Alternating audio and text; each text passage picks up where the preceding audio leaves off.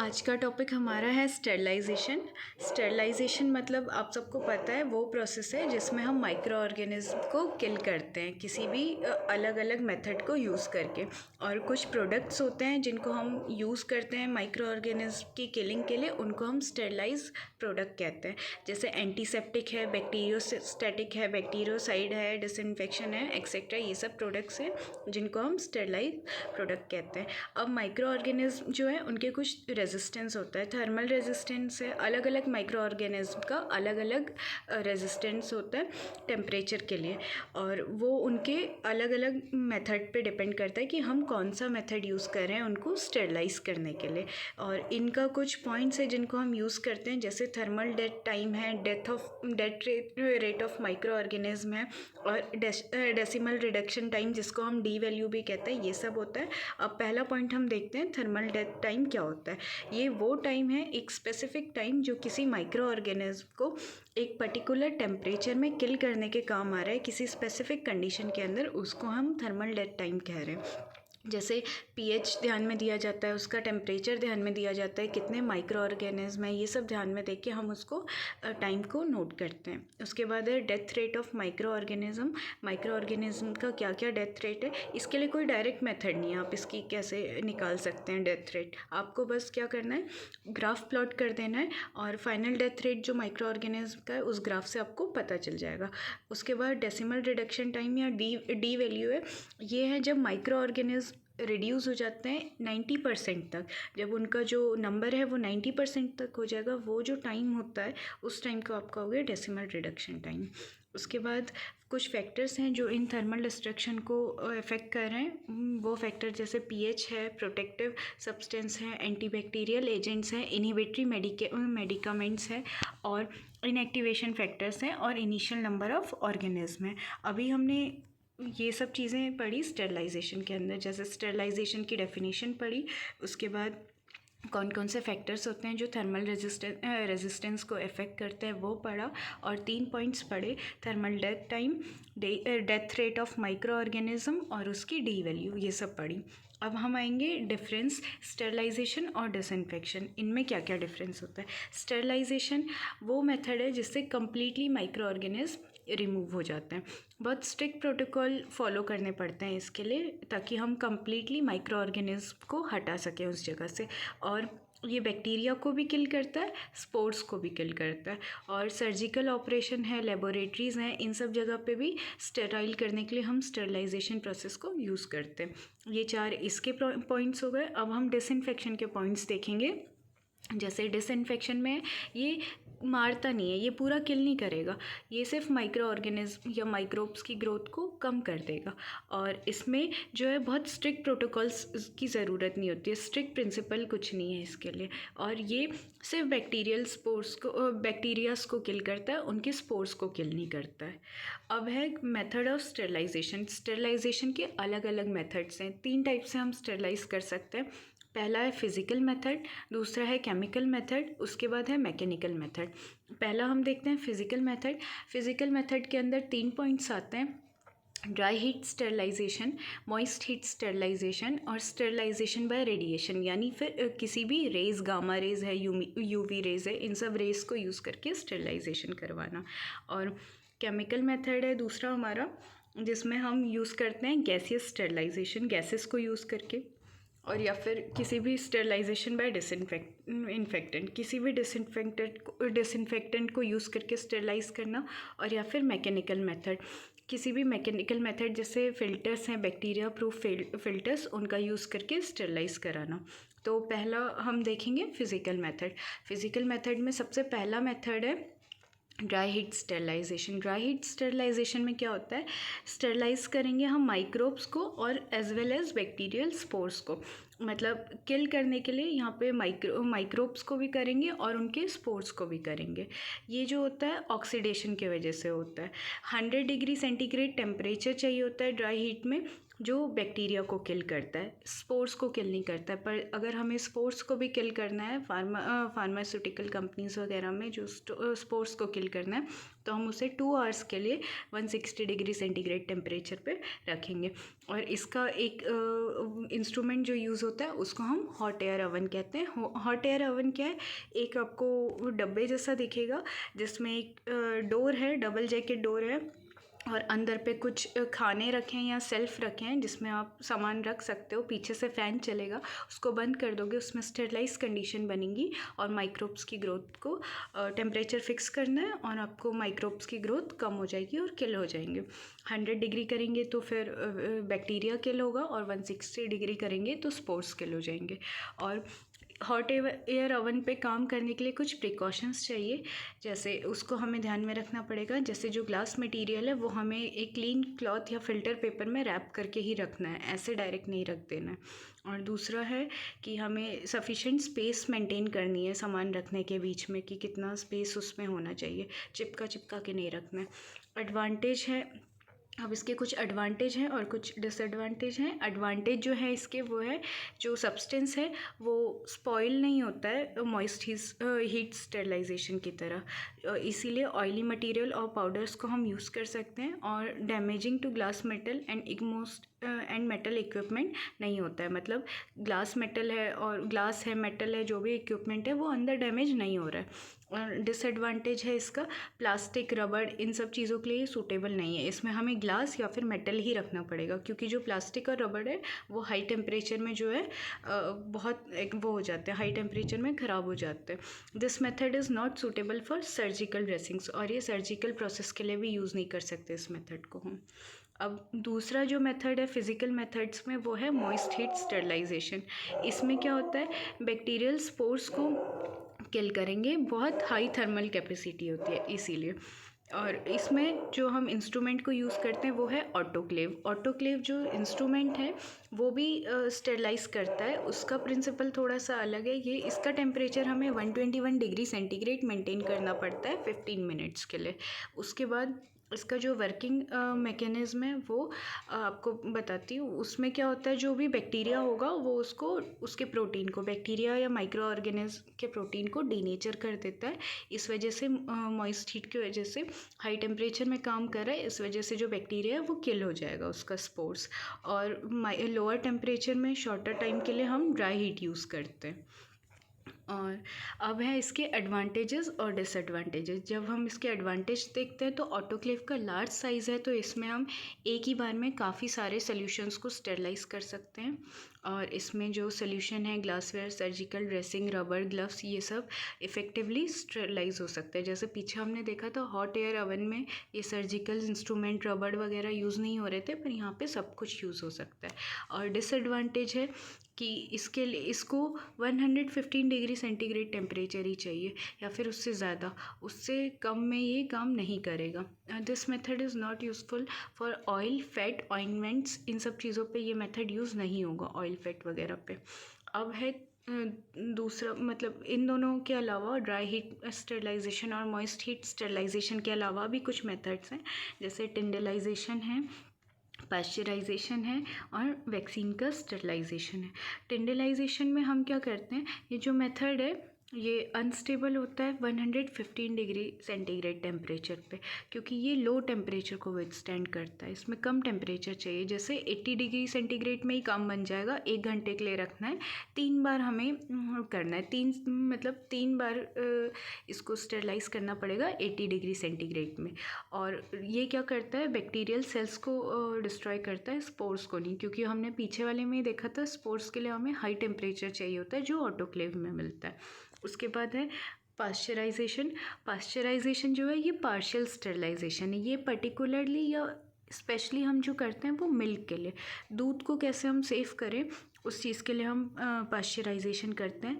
ये जो मिल्क है, मिल्क में 90 से 99% माइक्रो ऑर्गेनिज्म को किल करता है, पर स्पोर्स को नहीं करता ये भी। इसमें 2 मेथड हैं, एक होल्डर मेथड है, एक फ्लैश मेथड है। होल्डर मेथड जो है वो आधे घंटे के लिए 30 मिनट्स के लिए रखेंगे 62.8 डिग्री सेंटीग्रेड में, और जो फ्लैश मेथड है वो हम 15 सेकेंड्स के रखेंगे 71.6 डिग्री सेंटीग्रेड में। और उसके बाद है स्टरलाइजेशन ऑफ वैक्सीन। वैक्सीन के स्टरलाइजेशन को हम कैसे करते हैं, एक कंटेनर लेंगे, उस कंटेनर में थर्मोस्टेटिकली कंट्रोल वाटर बाथ जो पानी का और टेम्परेचर मेंटेन करेंगे पानी में, वैक्सीन को उस कंटेनर में डालेंगे और 55 से 60 डिग्री सेंटीग्रेड टेम्परेचर के अंदर 1 आवर के लिए रख देंगे, जिससे वैक्सीन्स जो है हमारी वो स्टरलाइज हो जाएंगी। अब फिज़िकल मेथड में तीसरा जो आता है वो है स्टरलाइजेशन बाय रेडिएशन। कुछ रेडिएशंस ऐसी हैं, जैसे कुछ रेस कह सकते हैं, गामा रेज वगैरह, जो हमें अनस्टेबल एटम के टूटने से मिलती हैं। तो इन गामा रेज से अगर हम यूज़ करेंगे तो काफ़ी सारे प्रोडक्ट्स हमारे स्टरलाइज हो सकते हैं। इनमें 2 टेक्निक यूज़ होती हैं। पहला होता है, अगर हम गामा रेज को किसी माइक्रो ऑर्गेनिज्म में डाल रहे हैं तो वो उसको केमिकली चेंज करके कुछ नया कंपाउंड बना देगा। और दूसरा होता है, अगर हमने माइक्रो ऑर्गेनिज्म में डाला तो उसका जो न्यूक्लियर प्रोटीन है या डीएनए वगैरह है उसको पूरी तरीके से डिस्ट्रॉय कर देगा, जिससे माइक्रो ऑर्गेनिज्म की डेथ हो जाएगी। ये 2 टेक्निक्स यूज़ होती हैं। इसका एडवांटेज होता है कि ये टेम्परेचर राइज़ नहीं करता है, लेकिन इसका डिसएडवांटेज है ये कलर चेंज कर देता है। अभी हमने फ़िज़िकल मेथड देखा, जिसमें हमने 3-4 तरीके के प्रोसेसेस देखे, जैसे ड्राई हीट स्टरलाइजेशन जिसमें हमने हॉट एयर ओवन पढ़ा, wet heat moist heat sterilisation जिसमें हमने ऑटोक्लेव पढ़ा, उसके बाद हमने टेंडरलाइजेशन देखा, पास्चराइजेशन देखा, स्टरलाइजेशन ऑफ वैक्सीन देखा, और लास्ट में हमने देखा कि sterilisation by radiation gamma rays को यूज़ करके कैसे होता है। अब हम दूसरे मेथड की तरफ चलते हैं, केमिकल मेथड। केमिकल मेथड में जो सबसे पहला मेथड होता है वो होता है गैसियस स्टरलाइजेशन। गैसियस स्टरलाइजेशन एक स्पेशल टाइप का केमिकल स्टरलाइजेशन है, जिससे हम गैसेस या फिर वेपर्स को यूज़ करते हैं। बेसिकली इसमें कौन सी गैसेस यूज़ होती हैं, क्लोरीन है, ओजोन है, फॉर्मल्डिहाइड है, ये सब गैसेस इसमें यूज़ होती हैं। पर आजकल जो फार्मेसी और मेडिसिन वगैरह में इस फील्ड में सबसे ज़्यादा जो यूज़ हो रही है वो है ethylene oxide gas. Ethylene oxide एक कलरलेस गैस है नॉर्मल टेम्परेचर में। इसका जो एक्शन है, इथाइलिन ऑक्साइड कैसे माइक्रो ऑर्गेनिज्म को किल कर रही है, ये उसके जो प्रोटीन मॉलिक्यूल्स हैं उसको एल्काइलेशन कर देती है। उसके एल्काइलेशन से माइक्रो ऑर्गेनिज्म की डेथ हो जा रही है। इसका एडवांटेज क्या है, इसकी पेनिट्रेशन पावर बहुत अच्छी है। मतलब सर्जिकल इंस्ट्रूमेंट जैसे नीडल है, प्लास्टिक्स हैं, डिस्पोजेबल है, इनमें हम अच्छे से गैसेस को पेनिट्रेट करवा सकते हैं। ये एब्जॉर्व कर सकते हैं गैसेस को, और उसके बाद स्टरलाइजेशन बहुत आसान हो जाता है। डिसएडवांटेज क्या है इसका, बहुत स्लो स्टरलाइजेशन प्रोसेस है, गैस बहुत टाइम लेती है, बहुत कॉस्टली है, बहुत महंगा है, हर कोई इसको अफोर्ड नहीं ले नहीं सकता है, और हाईली इन्फ्लेमेबल है। मतलब गैसेस हैं तो आग पकड़ने की बहुत ज़्यादा आसानी हो जाती है, इसलिए इनमें काम करने में बहुत प्रिकॉशंस चाहिए होते हैं, ध्यान रखना पड़ता है। अब है स्टरलाइजेशन बाय डिसइंफेक्टेंट। डिसइंफेक्टेंट जो मेनली यूज़ हो रहे हैं वो एसेप्टिक वर्क पे, जहाँ पे माइक्रो ऑर्गेनिज्म की हमें डेथ चाहिए, जो नॉन लिविंग थिंग है उनके लिए यूज़ होते हैं। और जैसे है सीज़र है, फोर्सेप है, ब्लेड्स हैं, सर्जिकल इंस्ट्रूमेंट है, इन सब में इमरजेंसी कंडीशन में हम डिसइंफेक्टेंट को यूज़ कर सकते हैं। और ये इंस्ट्रूमेंट को यूज़ तो करेंगे, उसके बाद इंस्ट्रूमेंट को जो स्टेरलाइज वाटर है उससे धोना भी पड़ेगा इसके यूज़ के बाद। जो कॉमनली यूज़ डिसइंफेक्टेंट हम यूज़ कर रहे हैं, जैसे अल्कोहल है, आयोडीन है, क्लोरीन है, इन सब को यूज़ करते हैं। अब इसका मैकेनिकल मेथड है, तीसरा जो मेथड है वो है मैकेनिकल मेथड। 2 मेथड पढ़ लिए हमने, फिज़िकल पढ़ लिया, केमिकल में 2 मेथड थे, गैसेस से करना और डिसइंफेक्टेंट से करना। गैसेस में हमने देखा क्लोरीन वगैरह, फॉर्मल्डिहाइड, इथाइलिन ऑक्साइड, ये गैसेस ली थी। डिसइंफेक्टेंट में हमने क्लोरीन लिया और आयोडीन लिया, ये सब लिया। अब जो तीसरा मेथड है वो है मैकेनिकल मेथड। इस मेथड में बैक्टीरियल प्रूफ फ़िल्टर्स यूज़ होते हैं। ये ऐसे फ़िल्टर्स हैं जिनमें बीच बीच में एक वो होती है, लेयर्स होती हैं, जिनमें हम कुछ भी सोल्यूशन डालेंगे तो बैक्टीरिया ऊपर एब्जॉर्ब हो जाता है और क्लीन सोल्यूशन नीचे आ जाता है। तो ये पहला है, 4 टाइप के फ़िल्टर्स हैं। सिट्स फ़िल्टर है, और उसके बाद सिट्स फ़िल्टर है, और दूसरा सिंटर्ड ग्लास फ़िल्टर है, तीसरा सिंटर्ड मेटल फ़िल्टर है, और चौथा मेम्ब्रेन फ़िल्टर है। अब एक एक के बारे में हम अच्छे से पढ़ेंगे। सिट्स फ़िल्टर जो है ये फार्मास्यूटिकल इंडस्ट्रीज़ में बहुत ज़्यादा यूज़ हो रहा है। ये क्या है, 2 पार्ट में डिवाइडेड है, एक ऊपर और एक नीचे। नीचे जो है फनल शेप्ड है, बीच में इसमें एक एस्बेस्टॉस का फ़िल्टर पैड है। एस्बेस्टॉस फ़िल्टर पैड क्या करता है, गैसेस को एब्जॉर्ब कर लेता है, गैसेस को सोख लेता है अपने अंदर। और ऊपर से जो है उसमें ऊपर वाला पार्ट जो है वो प्रेशर अप्लाई करने के लिए बना है, और ऊपर और नीचे के जो पार्ट्स हैं वो दोनों एक दूसरे से नट की हेल्प से जुड़े हुए हैं। जब हम इसमें सोल्यूशन डालते हैं तो एस्बेस्टोस फिल्टर पैड से सोल्यूशन पास होता है, उसमें बैक्टीरिया सारे एब्जॉर्ब हो जाते हैं, और जो क्लियर सोल्यूशन होता है, जो बैक्टीरिया लेस सोल्यूशन होता है, वो फनल से नीचे आ जाता है। दूसरा है sintered glass filter. Sintered glass filters जो है इनमें फ़नल बनी रहती हैं, और ये फ़नल स्पेशली इसी पर्पस के लिए बनी है। ये फ़नल जो है ये बोरोसिलिकेट ग्लास से बनी हुई है। बोरोसिलिकेट ग्लास से अलग अलग साइज़ की फ़नल्स बनी हुई हैं, और स्पेशली जो आजकल सबसे ज़्यादा यूज़ हो रही है वो 5 और 3 यूज़ हो रही है। बैक्टीरियल प्रूफ फिल्टर्स लगे हैं इनमें, और ये जो है सॉल्यूशंस को पीएच चेंज नहीं करती है। ये सॉल्यूशन का पीएच वही रहता है। और उसके बाद सिंटर्ड मेटल फ़िल्टर हमने ऊपर पढ़ा, सेम है, वहाँ पे हमने बोरोसिलिकेट यूज़ किया था, यहाँ पे हम मेटल यूज़ करेंगे, स्टेनलेस स्टील वगैरह। बाकी दोनों का काम करने का तरीका बिल्कुल सेम है। चौथा हम पढ़ेंगे मेम्ब्रेन फ़िल्टर। मेम्ब्रेन फ़िल्टर में क्या है, थिन और फ्लैट मेम्ब्रेन्स हैं सेल्यूलोज की, जैसे सेल्यूलोज एसीटेट और सेल्यूलोज नाइट्रेट की मेम्ब्रेन है, उनमें छोटे छोटे फ़िल्टर्स लगे हुए हैं। अब कोई भी सोल्यूशन डालेंगे तो वो फ़िल्टर से पास होगा, सोल्यूशन तो नीचे निकल जाएगा, पर जो बैक्टीरिया है वो ऊपर ही एब्जॉर्ब हो जाएगा उन पोर्स में। पोर्स का साइज़ है 100 से 150 माइक्रोन, और उसके बाद ये जो है ये सूटेबल है सिर्फ एक्वस ऑयली सोल्यूशन के लिए। ऑर्गेनिक सॉल्वेंट्स के लिए ये सोल्यूशन, ये जो फ़िल्टर्स हैं ये यूज़फुल नहीं है। अब इनके कुछ एडवांटेजेस और डिसएडवांटेजेस हैं। पहले हम एडवांटेजेस देख लेते हैं। एडवांटेज है बैक्टीरिया इजीली रिमूव हो सकता है सीव से, मतलब छन्नी जैसा जो फ़िल्टर है उससे आराम से बैक्टीरिया रिमूव हो सकता है। बैक्टीरियल मेम्ब्रेन बहुत पतली होती है, और दूसरा हर बार हमें नई नई डिस्क लगानी पड़ती है। डिस्क मतलब वो जो फ़िल्टर हैं जहाँ से हम बैक्टीरिया को छान रहे हैं वो बार बार चेंज करने की ज़रूरत होती है, और फिल्ट्रेशन इसमें काफ़ी तेज़ होता है, और कोई केमिकल एक्स्ट्रा लिबरेट नहीं कर रहा है। तो ये सब इसके एडवांटेजेस हैं, पर कुछ डिसएडवांटेजेस भी हैं, जैसे ये सिर्फ सस्पेंशंस को यूज़ करता है, ऑयली प्रिपरेशन इनमें काम नहीं कर सकती हैं। ये तब तक अच्छा है जब तक इसमें लीकेज ना हो, अगर इसमें लीकेज हो गई तो बैक्टीरिया नीचे आ जाएगा सोल्यूशन में। और एसेप्टिक टेक्निक बहुत ज़रूरी है, इसमें अच्छे से इंसान ट्रेंड होना चाहिए, जो काम कर रहा है उस पर वो हाईली ट्रेंड होना चाहिए, उसको काम करना आना चाहिए उस पर। और प्रोसेस जो है वो सिर्फ सोल्यूशन फॉर्म के लिए है, इसमें आप बाकी सोल्यूशन के अलावा कोई एक्स्ट्रा चीज़ जैसे सर्जिकल इंस्ट्रूमेंट्स वगैरह है, या फिर कुछ और चीज़ आपको सोल्यूशन के अलावा अगर स्टेरलाइज़ करनी है वो सब नहीं कर सकते हैं। अब हम कुछ टेस्ट देखते हैं स्टेरिलिटी के। टेस्ट कैसे करते हैं स्टेरिलिटी के। बैक्टीरिया और फंजाई को हम मीडियम में रखेंगे, किसी भी मीडियम में जहाँ पे उनको प्रॉपर न्यूट्रिशन मिल रहा है, पीएच मिल रहा है, मॉइस्चर मिल रहा है, टेम्परेचर उनके सूट अकॉर्डिंग है। अगर वो ग्रो कर रही है तो हमें पता कैसे चलेगा वो ग्रो कर रही हैं, जिस सोल्यूशन में वो होंगी उस सोल्यूशन में अगर टर्बिडिटी, यानी वो सोल्यूशन पहले क्लियर था, एकदम साफ था, अगर ग्रो की, तो आपने देखा होगा जब भी बैक्टीरिया या फंजाई किसी भी सोल्यूशन में ग्रो करती हैं तो सोल्यूशन या ब्रेड जो भी है, ब्रेड में अगर ग्रो करती है तो वो हरा हरा कलर का हो जाता है। ऐसे ही सोल्यूशन में जब ग्रो करती हैं तो सोल्यूशन का कलर चेंज हो जाएगा, उसे हम टर्बिडिटी कहते हैं। अगर हम देखेंगे कि किसी भी सोल्यूशन में एक प्रॉपर कंडीशन में बैक्टीरिया और फंजाई ने ग्रो कर दिया तो उस सोल्यूशन का कलर चेंज हो जाएगा। इससे हमें पता चल जाएगा कि उसमें या तो बैक्टीरिया है या फिर फंजाई है। अब पहले तो हम कल्चर मीडिया प्रिपेयर करते हैं इसके लिए, और एरोबिक और एनारोबिक कंडीशंस होनी चाहिए बैक्टीरिया और फंजाई के लिए। और उसके बाद पहला मेथड जो है वो हम फ़िल्टर पेपर से फ़िल्टर करते हैं, जिसका डायामीटर जो है फ़िल्टर पेपर का वो 0.45 माइक्रोमीटर होता है, और या फिर 47 मिलीमीटर होता है।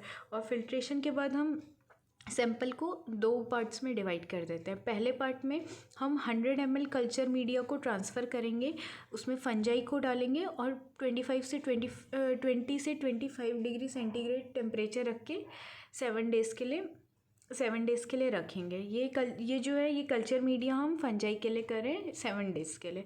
और जो दूसरा था उसमें भी हम 100 डिग्री रखेंगे फ्लूइड, उसमें फ्लूइड डालेंगे थायोग्लाइकोलेट, और वो बैक्टीरिया के लिए होगा। इसमें टेम्परेचर थोड़ा ज़्यादा रखेंगे, 30 से 35 डिग्री, और 7 डेज़ के लिए होगा। और उसके बाद हम ग्रोथ ऑब्ज़र्व करेंगे। हमने क्या किया, पहले टेस्ट किया कि कैसे उसमें सॉल्यूशन में हम देख रहे हैं फंजाई है या बैक्टीरिया है।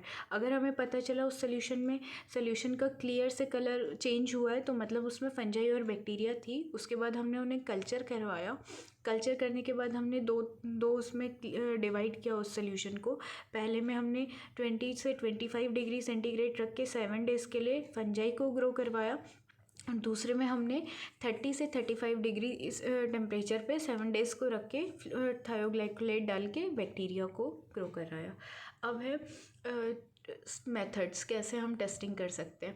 मेम्ब्रेन फिल्ट्रेशन मेथड है और डायरेक्ट इनोकुलेशन मेथड है। मेम्ब्रेन फिल्ट्रेशन मेथड आप पहले पढ़ चुके हो और ऊपर जो मैंने पढ़ाया था आपको मेम्ब्रेन फिल्ट्रेशन मेथड था। अब हम सीधे आएंगे डायरेक्ट इनोकुलेशन मेथड में। डायरेक्ट इनोकुलेशन मेथड में क्या है, आप डायरेक्ट जो मेथड है इसमें कुछ स्पेसिफिक क्वांटिटी लोगे कंटेनर में, सैंपल की कुछ क्वांटिटी लेनी है। उसके बाद उसको उस मीडियम में ट्रांसफ़र करना है, उस वेसल में ट्रांसफ़र करना है जहाँ पे ऑलरेडी कल्चर था, मतलब बैक्टीरिया या फंजाई का कल्चर था, उसमें सैंपल को डाल दोगे। दोनों को मिक्स करोगे और 14 डेज़ के लिए इंक्यूबेट करना है। और दोनों जब मिक्स हो रहे हैं क्लियर सोल्यूशन और जिस सैंपल में ऑलरेडी बैक्टीरिया और फंजाई थे, तो उसके बाद आप देखना कि उसमें ग्रोथ कितनी हो रही है। अगर ग्रोथ नहीं हुई तो मतलब आपका स्टेरिलिटी टेस्ट पास है, मतलब उस सोल्यूशन में कोई ग्रोथ नहीं थी। पर अगर ग्रोथ है यानी टर्बिडिटी दिखी आपको, सैंपल में कोई कलर चेंज दिखा, तो मतलब आपका टेस्ट पास नहीं है, आपको 2 बार और रिपीट करना है। अगर 2 बार रिपीट करने के बाद भी आपको टर्बिडिटी दिखी, मतलब सोल्यूशन का कलर चेंज दिखा, इसका मतलब आपका टेस्ट